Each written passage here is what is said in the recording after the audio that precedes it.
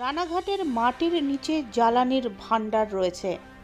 ONGC আগেই তা আবিষ্কার করেছে। রানাঘাটে সেই সংক্রান্ত অনুসন্ধানের কাজ শুরু করতে আগ্রহী কেন্দ্রীয় সরকার। এর জন্য পাইপলাইন বসানো থেকে শুরু করে প্রয়োজনীয় একাধিক পদক্ষেপ গ্রহণ করা হচ্ছে। সংসদে রানাঘাটের বিজেপি সাংসদ জগন্নাথ সরকারের প্রশ্নের জবাবে বৃহস্পতিবার এমনটাই জানিয়েছেন কেন্দ্রীয় পেট্রোলিয়াম মন্ত্রী হরদীপ সিংহ পুরী। তিনি জানিয়েছেন, এখনো পর্যন্ত অনুসন্ধানের কাজ যতটা এগিয়েছে তার উপর ভিত্তি করে উন্নয়ন পরিকল্পনা প্রস্তুত করে ফেলেছে কেন্দ্র। পরিবেশগত এবং অন্যান্য ছাড়পত্র সংগ্রহের কাজ চলছে। প্রসঙ্গত, রানাঘাটে খনিজ জ্বালানির অস্তিত্বের কথা জানা গিয়েছিল চলতি বছরের এপ্রিল মাসে। তারপর থেকে ৮ মাসে এই সংক্রান্ত কাজ কতটা এগিয়েছে, কেন্দ্র কি পদক্ষেপ করেছে, লোকসভায় মন্ত্রীর কাছে তা জানতে চেয়েছিল বিজেপি সাংসদ। সংসদের প্রশ্নের জবাবে কেন্দ্রীয় মন্ত্রী জানিয়েছেন, 15 এপ্রিল রানাঘাটে খনিজ জ্বালানির অস্তিত্বের সন্ধান পাওয়া গিয়েছিল। একে আবিষ্কার হিসেবে উল্লেখ করা হয় ওই সময়েই।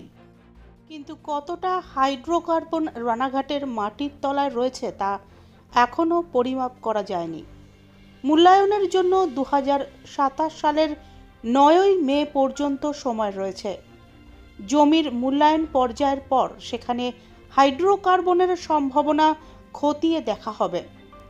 এখনো পর্যন্ত অনুসন্ধান যতদূর এগিয়েছে তার উপর ভিত্তি করে একটি উন্নয়ন পরিকল্পনা প্রস্তুত করা হয়েছে। পাইপলাইন বসানো থেকে শুরু করে খনিজ উত্তোলনের জন্য পরিকাঠামোগত যা প্রয়োজন তার বন্দোবস্ত করা হচ্ছে।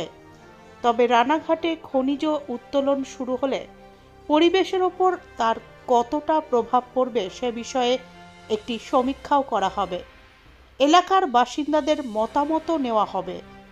প্রয়োজনীয় ছাড়পত্র এবং সম্মতি পাওয়ার পরই বিভিন্ন সংস্থা রানাঘাটে খনিজের অনুসন্ধান কাজ শুরু করতে পারবে বলেই সূত্রের খবর। প্রাকৃতিক গ্যাস এবং তেলের যে অফুরন্ত ভাণ্ডার পাওয়া গেছে তা দিয়ে ভারতবর্ষের অর্থনীতি দুরন্ত গতিতে উঠতে পারে, তেমনি মধ্য এশিয়ার ওপর আরবের ওপর নির্ভরশীলতা কমবে। এই ব্যাপারে কেন্দ্র সরকার যথেষ্ট উদ্যোগী হয়েছে। সংসদে আমার প্রশ্নের উত্তরে পেট্রোলিয়াম মন্ত্রী এটা জানিয়েছেন, কাজ চলছে। কিন্তু দীর্ঘদিন ধরে রাজ্য সরকারের তরফ থেকে যে সহযোগিতাটা মেলা প্রয়োজন সেইভাবে সহযোগিতা মিলছে না। সেই জন্য কাজের গতি খুব দ্রুত হচ্ছে না। আমার মনে হয় কি এর পেছনে ষড়যন্ত্র আছে। মমতা ব্যানার্জি কি দেশের উন্নতি হোক, বাংলার উন্নতি হোক এটা চায় না, বা আরবের ওপর থেকে নির্ভরশীলতা কমুক এটা বোধহয় চাইছে না। সেই কারণে তার পক্ষ থেকে যতটা সহযোগিতা প্রয়োজন আমরা দেখতে পাচ্ছি না। তাই তাদের প্রতি অনুরোধ যে ভারতবর্ষকে আর্থিক স্বনির্ভরতার জন্য, রানাঘাটের মানুষের উন্নয়নের জন্য, কাজের ক্ষেত্র প্রসারিত করার জন্য এবং অশোকনগরের 2টি প্রকল্প যাতে তিনি সহযোগিতা করেন, এই ব্যাপারে তার কাছে অনুরোধ রইল।